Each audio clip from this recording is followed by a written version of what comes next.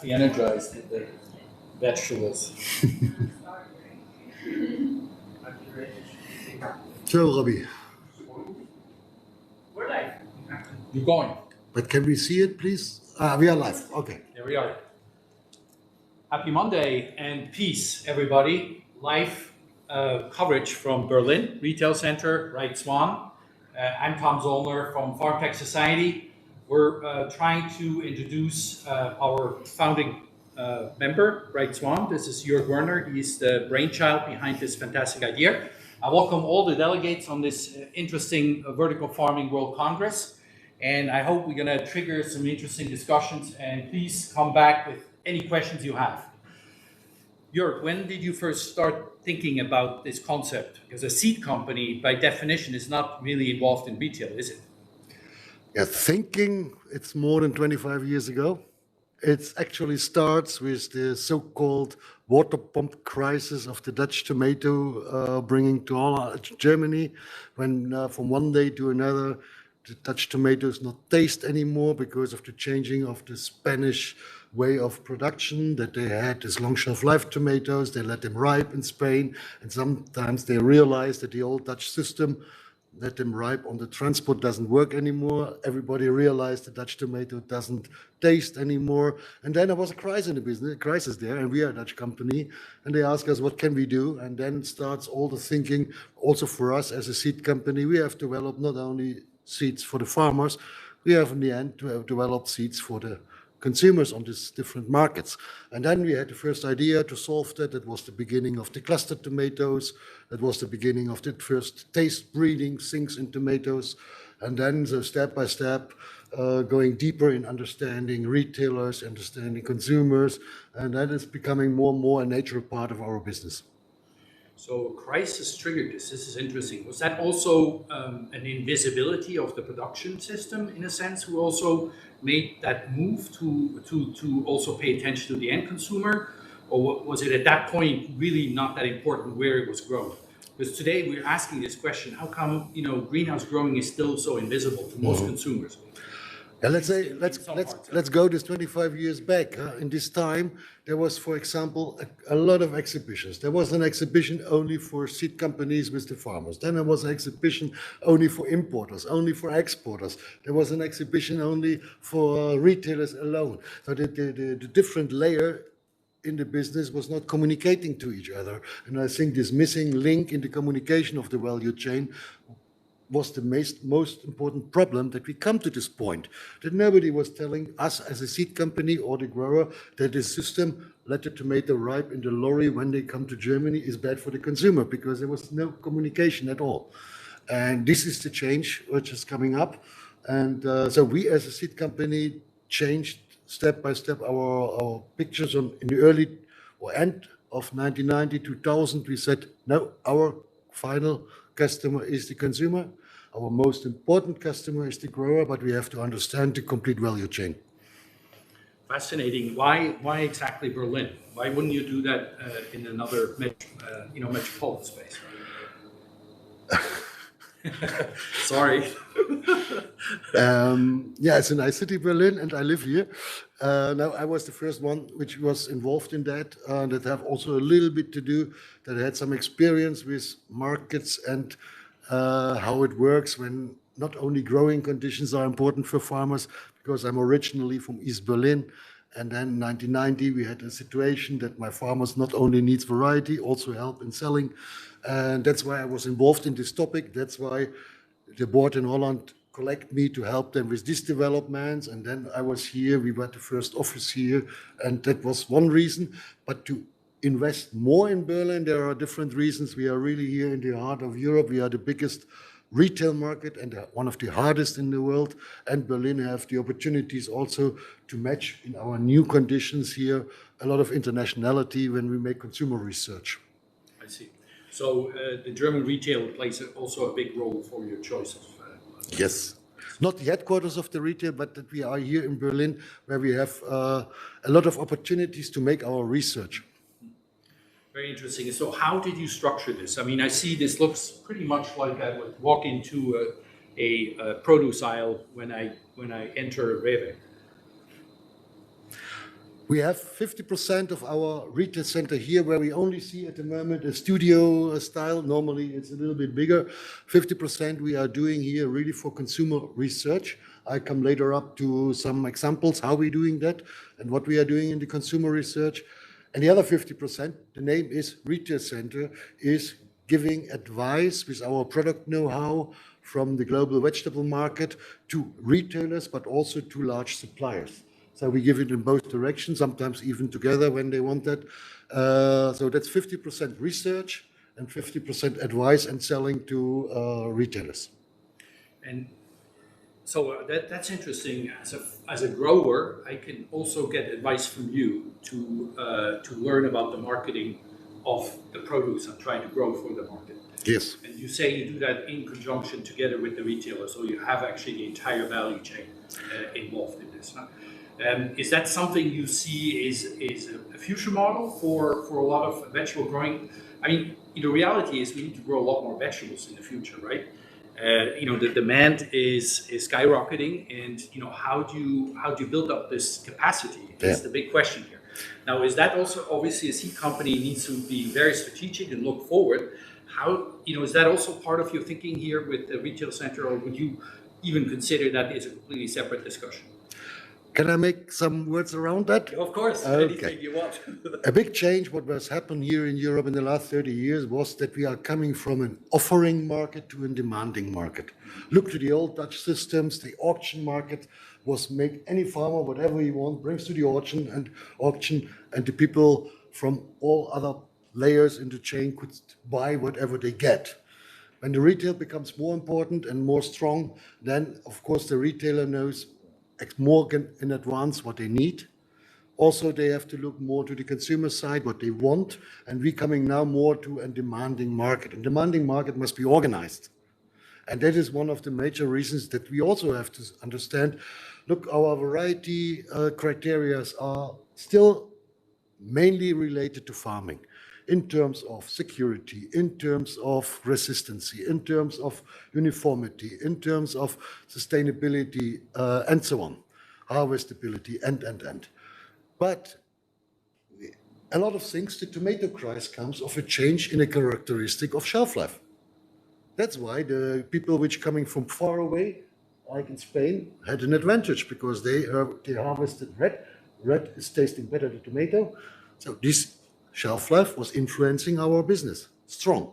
And a lot of products were later on influenced by the shelf life, like the melon business from South America. Without shelf life, we could not bring them to Europe.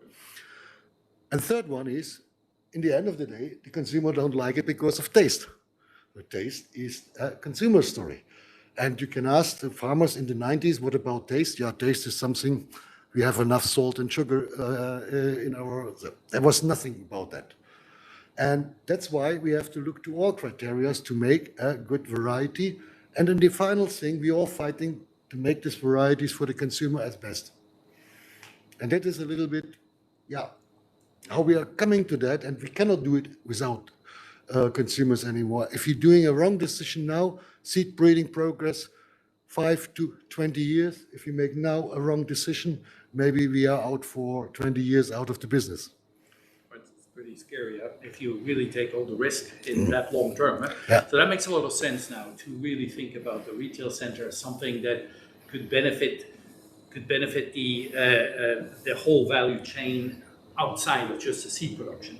Now, when you say you also advise growers, does that mean you only advise large growers, or is there also an indication that you may also go into helping smaller growers in smaller regions?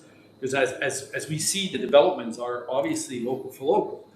Or do you have any other experience with that? We are supporting, depends on the region, depends on the capacity of people we have or partner capacity, commercial growers.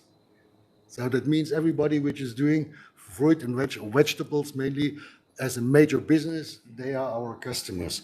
In a different ways, we are organizing field days, we are organizing exhibitions, we are organizing a lot of seminars. But if it's getting bigger and bigger, then it's going more face to face. And but we are advising the complete vegetable business. which is professional. We are not working on the so-called semi-professional or hobby market. Okay. Now, consumer research, I mean, you will gain knowledge about how consumers behave in these settings you're demonstrating here. How do you do that?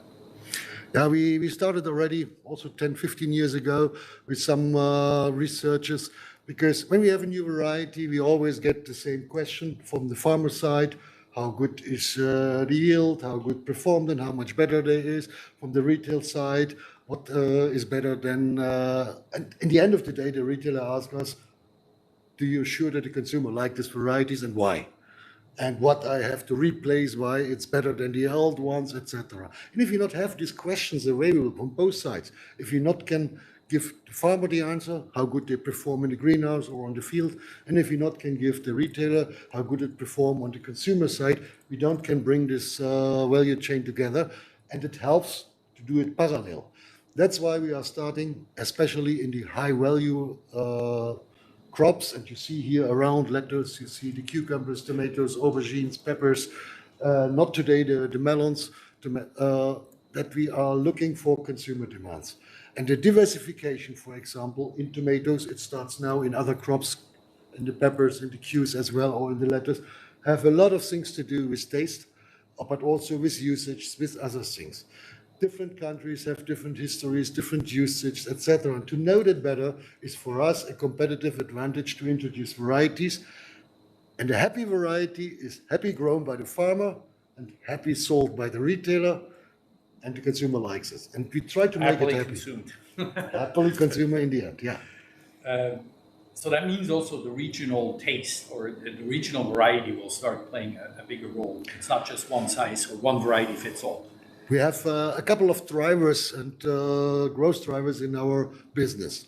And of course, taste is a huge driver, but there are a couple of other ones. Everybody was talking, we are still talking about convenience, for example, is a driver. We are talking about organic, is a driver. We are talking about local for local, is a driver. It not must be all in one product, but in the assortment it must be visible. And for example, a local for local variety don't need a month's shelf life. And convenience variety don't need to look nice. They must be nice after processing. And fresh market variety needs to look nice, taste nice, and present themselves nice in the packaging, for example. So these kind of things we have to manage, and all of these drivers are important. And I forgot the most important one in our business, that's the snack one. And snack is the biggest driver in terms of money at the moment, according to our research. And all these drivers, we have to give a variety. And we cannot fit anymore with one variety the complete market. So, and then depends on the clients, depends on the retailer. We have an assortment, a smaller one or a bigger one, and that is then depending on the final clients. Interesting. So, when you look at the salad scene here in Europe, we have, obviously a big driving market for the convenience packages, which are sold literally not just in retailers, but also in gas stations and other convenience stores, and probably also online. What is happening? I mean, I learned that quite a lot of growers, traditional growers, are moving away from growing salad in the field. And why is that? We see since a couple of years. Since it is such a nice driver. Let's say also in lettuce we have this trend. So we have convenience, we have local for local, we have the taste ones, etc. So that's why we see since a couple of years a change at first in the assortment. So the consumption per head is stable in Germany since 30 years. But the way how we are eating is changing. 10, 20 years ago, we was eating 6 heads, like a butterhead, an iceberg, and let's say a romaine, and a lolo rosso. Now we are eating the medium-sized one. Now we are eating more hearts. Now we are eating more these ones. So that means the diversity, we're eating more tricolor ones. So in total, the consumption per kilogram is the same. But the way how the consumers are eating is completely different. And this is driven from different reasons. One reason is in open field, we are getting more and more problems. Problems in terms of our environmental. We have much more, we have not a typical spring and not a typical summer, not a typical autumn anymore. In lettuce, we have a spring, a spring, summer, and autumn variety, depends on the daylight. But they are not working anymore when we have a May like in the August, and when we have in August the weather like in May, storms, hagels, other things, cleaning, etc. They're coming a couple of, and then we get some supply problems. It's going disharmonic. But that's one reason to go more in protected. And that was coming up mainly from the tricolors, mainly driven from typical greenhouse nations like in Holland or Belgium. Now it's coming back to Germany. They do it self now more and more. Same thing was happening with these types. So that was the driver comes from Spain with different way of eating, coming inside the German markets more. Now it's a standard to have that all here, but this is still coming mainly from the open fields. But the small ones, I don't know if we have that in 5 years as well in hydroponical things. There is a change, and we always have to be up to date. We have to deal open field under 20 different climate conditions. We have to deal low tech, that means covered ones without any climate control, water control. We have to deal greenhouse in soil. We have to deal greenhouse in hydroponics. We have to deal vertical farming. And more, that's already 30% of the consumption is already in baby leaf types, in pre-cutted things. Yeah? And one point to the lettuce business, I would say, sometimes I have the feeling our industry in the vertical farm or also in the high-tech industry in lettuce is a little bit like the old market system. Everybody wants to produce hydroponic lettuce. But when you ask deeper, what is your final product and what your consumer wants? I make 4 kilo per square meter. So that was the thinking 20 years ago in tomato. And then I say, is your product 50 grams? Is your product pre-packed? Is your product, which is replacing your product, which trend you wanna, with your final, independent of the way of production, then I think there is something to do in this industry. Very interesting, very interesting. So the protected practice is obviously something that seems desirable, particularly for the fact that you can also grow relatively easily these leafy greens or salads in let's say a vertical farm. Yeah. And what are your experiences with that? Because you also have, you have at least InFarm here in Berlin, but there's a number of others, and I see we have some visitors here from the US, which we're going to invite shortly. But what is your experience with vertical farm system on this particular topic? Not that, that's the only thing they want to do, of course. I think we will have, in the coming years, a lot of opportunities as well in vertical farming, especially when we are thinking on localization, when we are thinking on having a stable supply, if going in also into things like without pesticides, more sustainable, in a very stable 12 months cycle, and this kind of things. But I think in the future we will have next to each other from a reducing amount of open field production, but still the iceberg will be the last maybe which will remove from the open field, which coming up from the greenhouse, from the horizontal farming in lettuce at the moment is that booming sector here in north of the Alps countries, and the slightly growing vertical farm. Vertical farm is not so much driven at the moment by lettuce. Vertical farm is driven by herbs. And it's for all of them not easy to switch to lettuce. And I said, yes, because you don't have a final product. Because you make normally between 30, 40, 50, 60 gram plants, and nobody is traditional exactly this product. So when you see the products which are here, it is a 500 gram starting, it's a 300 gram unit, that's a 200 gram unit, that's a 50 gram, but it is a compact one. And then we go down directly to the baby leaf, and baby leaf we still have from the open field, baby leaf you have from greenhouses. It's already there, so you have to replace that. And this is also now development to have more automatization in the open field with baby leaf. You have automatization in the horizontal greenhouse companies with baby leaf. So it's a very competitive market from the consumer side.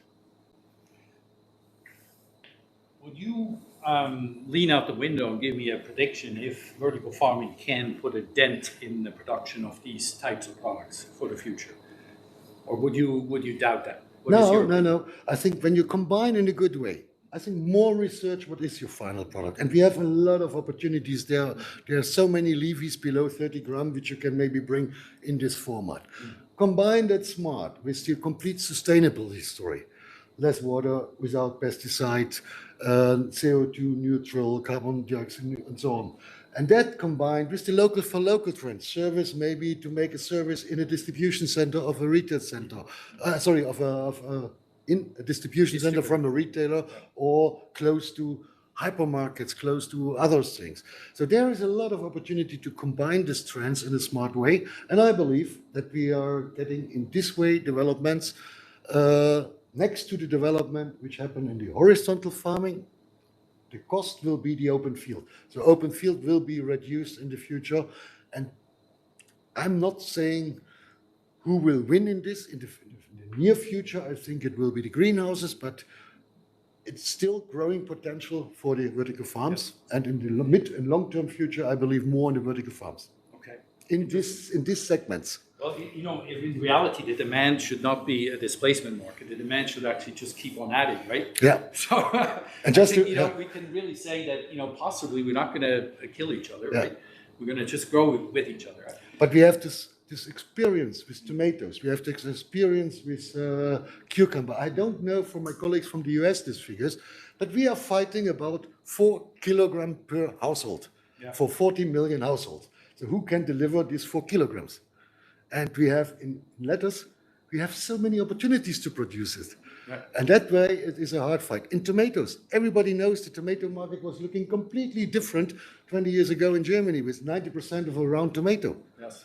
But we still eat exactly the same amount of kilograms per head. It hasn't changed much yet. Well, the US actually consumes half as much as Europe, which I always was really surprised to find out, and that stays at the same level too. I want to bring a visitor here. Victor, please come up the other way around. Sorry. Into the discussion. We have 80 acres here as a visitor to the retail center officially. Thank you, Jorgen. And I'm really pleased that we can have this conversation. Of course, you need to tell me when to stop because I will go on forever. Just keep asking. I'm very excited to be here and thank you for the opportunity. Sure. Thank you. Victor, what is your impression about the retail center? Is that anything that, in your perspective, is going to make a difference for you as the strategic head of the R&D development of let's say, produce for a vertical farm company? Absolutely. Absolutely.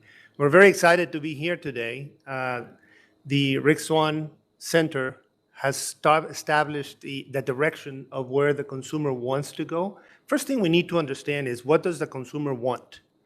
And really study in depth for each one of the products, each one of the occasions that they're going to use a particular fruit or vegetable. What do they want to do with it?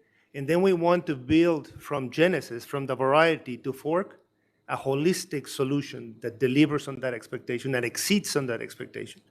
And I think that Rijk Zwaan is setting the pace in determining what is it that the consumer wants, and then aligning with the retailers to find out how do we bring these solutions to market in an effective way, and then finally building it all the way to the farmer to make sure that it has to make sense and be profitable for everybody in the chain. And at the end of the day, the consumer has to be very happy with the result. Then things work. Okay, very interesting. Now, what is your sense of the tomato consumption in the U.S.? Because, it still is half of the European ones, and it always surprises me, and I keep asking everybody, it's like, what do you think this is? Yeah. Because they should eat more, right? Absolutely. Well, they will eat more. They will eventually. So I think that it's just cultural, and it's also the choices that we give our consumers. if we deliver the value proposition that they expect, mostly driven by flavor, and we had a lengthy conversation this morning about that, there's a lot of consumers that will warm up to tomatoes and buy more and eat more. We need the tomato to be the staple of the plate, and you need to build a solution, build a value that will make it so. So we are already experimenting and commercially in market, by the way, with vertically farmed cherry tomatoes for 2 years. We're very excited with the results so far. And our consumers are actually also very, very excited of getting those tomatoes every week. Our retailers actually are demanding 10 times as many tomatoes as we can produce. So yeah, it's actually very good. We're excited, and that's why we're here. We try to collaborate with Rijk Zwaan and make sure that we find the right variety. You know, at the end of the day, what you put on the shelf and what people take home is a function of the variety that somebody chose for purpose, and then you decide how do you want to grow it. And if you're committed to consumer satisfaction, you grow it with the right conditions, you harvest it at the right time, and you work for consumer satisfaction more so than volume. Now, you do need a retail partner that understands that that may have an effect on yield, and they have to compensate you for it. But so far, it's working very well for us. We're excited, and we're growing. Excellent. Well, I'm really glad you're here and showing this interest in Rijk Zwaan. And you know, being a member too of FarmTech Society is for me a real highlight to introduce, you know, these combination of discussions to the wider audience. And there is you brought a little video, I guess, right? We talk about retail now, but you know, we want to see some production. Is there a way to play that video in here? Is that possible? Yes? I believe it should be. Yep. Play video, please. Play video. There it is. Oh, there it comes. There it comes. Oh, it's Infinity Acres. So Infinity Acres is here as well, which is the technology provider, huh?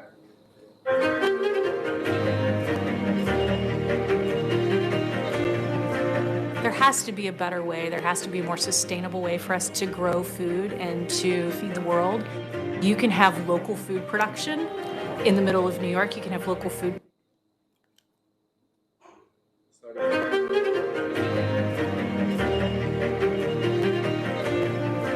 There has to be a better way. There has to be a more sustainable way for us to grow food and to feed the world. You can have local food production in the middle of New York. You can have local food production anywhere in the world. When you think about the population growth and how we're going to be able to feed another 2 to 3 billion people in the coming years, and the resources, the natural resources that we are just wasting. I think the difference with Infinite Acres is we really believe in collaboration. Infinite Acres is a joint venture between 3 parties, Ocado out of the UK. We have 80 acres here in the US, and we have Priva in the Netherlands. Urban planning, city planning, and the way you do the food production, they should connect because we need each other for the coming years to make sure that we will have a sustainable future. We're doing something which a lot of people are talking about, but we're actually doing it. We are able to provide a full package to our clients where we not only design and build the facility, but together with 80 acres, we can manage and operate those facilities. The way that we farm is the most sustainable way of farming. We use 97% less water. People are bringing the harvest from the West Coast or even Mexico to the East Coast. It doesn't make sense. It has so many food miles with it. Still, a lot of crop has pesticides and herbicides on it. During transport, you will lose quality and you have a lack of vitamins. So if you can produce that local, then it makes perfect sense. We operate in certain communities. We grow food in those communities, for those communities, and it's grown by those communities. Keeping things clean, irrigation, water, everything that comes in a part of growing the plant itself. We want to ensure that we're doing everything we can to protect that. Adding automation and removing the human element was to mediate the potential for contamination. We're able to remotely access those control systems through the internet. We can check from the Leer, the watering, how much irrigation the plants are getting, how much light they want to get. If we want to fake it, we can switch off the lights from the Leer. With the aid of internet, we're able to do anything we want. It's all about optimization and try to combine things, try to grow as much crop per square meter, try to put as many layers as possible into a square box. So that's the way we're working, and always trying to look for better solutions and then make better use of the energy. We're very proud of the food that we serve, but we think there are significant issues and opportunities in the food supply chain related to how fresh food is grown and how it's transported. What we hope to accomplish by doing this is for everyone to know that we're out there, we're doing this, and we're making it work. We wanted to share with people what could be, what the future of food looks like, and then start thinking about plants and what plants need, and then think about where our food comes from, how we can change our food supply.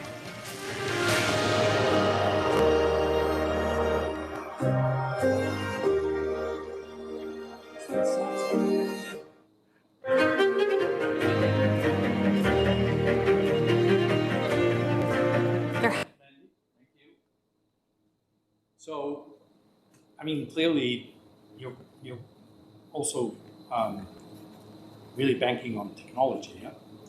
And technology obviously is an interesting solution, but the solution has never been really it's never really been the problem. The problem is the perception. Do you think there is a possibility that we will also be able to showcase products who are grown like this in such a healthy, clean environment to a new generation of consumers who really prefer that over, let's say, produce which is not produced like that? We believe so. I think that the value proposition of growing your food in your community and transiting hours, not weeks, with that food to your table makes sense to a lot of consumers. It's resonating well, and sales show it. Yeah. So we're very excited with the product we've made so far. And yes, we are leaning in technology. We have so many capabilities now that were not available before. The fact that you can shower your crop with different colors of light, different spectrum of energy. And by the way, we are already starting to see the differences. The flavor profile changes in a very, very positive way when you grow it with LED lights versus open field with the sun-fed greenhouses. It is a different product altogether, and we're very excited that, so far our consumers agree that it's better. They're procuring those tomatoes, above everything else that, our clients have on the market. Cool, super cool. Yeah. I want to invite Tisha to come around to see us here. My absolute favorite person is here. He's real. She does exist. Great to have you here. Good to see you. Wonderful, congratulations. I mean, you're doing Thank a you. really amazing job. Beautiful film, a movie. I want to go see it. I need to travel soon to come see it. I know, I can't wait for you to come see it live. Yes. Yeah. Tisha, just briefly before we wrap this up, an exciting moment in time is, of course, when you have a background like you yourself coming from food in a really deep meaning, and now you're really contributing towards the public health sector. Is that's something of your thinking too, right? Or is that the main driver, maybe? Yeah, absolutely. I think that, a lot of people say food is medicine, and there's historically you see that there are plenty of foods that treat ailments, and I believe we've gotten away from that. We've relied on chemicals that we're putting into our body to try to make us feel better. And, I believe that there is so much untapped potential within plants and vegetables and fruits that we just don't even know about yet. And so being able to grow consistently and being able to stress the crops, stress the plants with their genetics, the way that and unleash that potential to really be able to drive health and nutrition and wellness for me is a passion. And so, we talk about lettuce, we talk about the importance of being able to grow leafy greens and culinary herbs. But when you think about the future is all about nutrition and health and wellness. And I do believe that many of the ongoing recurring chronic illnesses that we suffer can be eliminated and alleviated through plants and through stress of those plants and being able to be absorbed into your body. So yeah, that's the passion, right? This is amazing because even the pandemic has shown that a healthy population will make all the difference, right? And so we really need to actually take that wave of interest and have the public health sector be interested in really being able to boost those immune systems and be able to get, But I know you're also a very good businesswoman, huh? So you do this not because it's just fun and it's important, but you do this also economically speaking, right? And absolutely. I'm so proud to say that, Tisha is on the board of FarmTech Society, and she is really always talking about unit economics. And I love this because as a farmer and growing with a farmer or being a person who's been involved in agriculture for such a long time, that is the most important discussion you need to have before you do anything. Although I have to say, I would have never anticipated this really interesting change in the last, let's say 10 years of people coming from other sectors and entering agriculture as a field of business and an activity which could help us really to supply that demand of 3 times more vegetables and fruit in the future. But what is your unit economics? Does that keep you up at night? Oh my gosh, unit economics is what drives me, because that's really the story. For us to be able to scale as an industry, for us to be able to make a difference in vertical farming, we have to hit the unit economics. You have to have a business model that throws off cash and that drives profitability. This cannot be a not-for-profit business, right? No matter what our good intentions are. And so continuing to use good engineering principles, good manufacturing principles, understanding the plants, working with companies like Rijk Zwaan on the genetics so that you can really get the most out of the plants, get most out of the crops is critical, because improving your yield, reducing your energy inputs, being able to automate where it makes sense, hitting those unit economics, then you can be competitive, and then we really can make a difference in the industry. Beautifully said. So, being now pampered by the retail center team and being here in Berlin by hosted by Rijk Zwaan, which is obviously also a very keen economic company. Yes. I'm flabbergasted how much risk they have to take to really decide what is going to be in the market in 15 years from now, and to what great length they go to really figure this out. And it's actually the advantage of the growers and the consumers at the end. So this is really a great thank you for the team, Jörg, Werner, brainchild, but other people in the Lear too, in Rothschild I want to thank. And obviously we should really finish this live broadcast from Berlin with a little video about Rijk Zwaan's achievement, future ideas, and future projects. I see you guys at the Congress, and thank you so much for attending. Please send us any questions, and thanks a lot. Thank you. Thank you. Thank you. What are consumers' reasons for buying vegetables? Consumer research gives retailers and growers valuable insights. The Rijk Zwaan Retail Center in Berlin provides all the facilities they need to make their fresh produce category a success. It's a globally unique place with a unique mission to share information with customers and chain partners in order to help increase worldwide vegetable consumption. The retail center is in the heart of Berlin. Inside is a mock-up of a supermarket, featuring all the latest technology and innovations. The supermarket can recreate the layout of fresh produce departments anywhere in the world, allowing research into how consumers make buying decisions and how retailers can influence those choices. Furthermore, retailers can explore the optimal product range, positioning issues, as well as learning about successful product innovations and packaging concepts. Test shopping entails the use of camera footage and eye tracking to monitor consumer behavior. Consumers are interviewed to investigate their attitudes, drivers, and barriers. Which parameters could be influential or play a role? What do consumers regard as most and least important? This methodology provides insight into people's conscious and subconscious considerations, and ultimately, their buying behavior. We use sensory research to investigate a wide variety of parameters that are important in the various types of vegetables, such as flavor, appearance, and touch. This enables us to evaluate whether consumers' reactions to products are in line with their expectations. In one-to-one interviews, we gather in-depth information about the underlying reasons for consumers' behavior and their attitudes towards specific products. Focus group discussions are aimed at gathering information about concepts and products. Groups of approximately 8 pre-screened consumers talk about their reasons and motivation for choosing or not choosing a product, as well as what they think of the concepts on display. In terms of product positioning, Rijk Zwaan's expertise lies in the vegetable varieties themselves. Which traits add to the experience, convenience, or sustainability on the one hand, and which traits ensure a high quality and fresh commodity product on the other. In addition, Rijk Zwaan uses its own retail database for benchmarking in terms of price, quality, and packaging. The retail center organizes various activities, such as staff training sessions, retail safaris, and inspiration events. We organize sessions about vegetable consumption for bloggers and consumers. At Rijk Zwaan, our goal is to be the link between all our chain partners. We're gaining a better understanding of the consumer and sharing that knowledge to help optimize the market.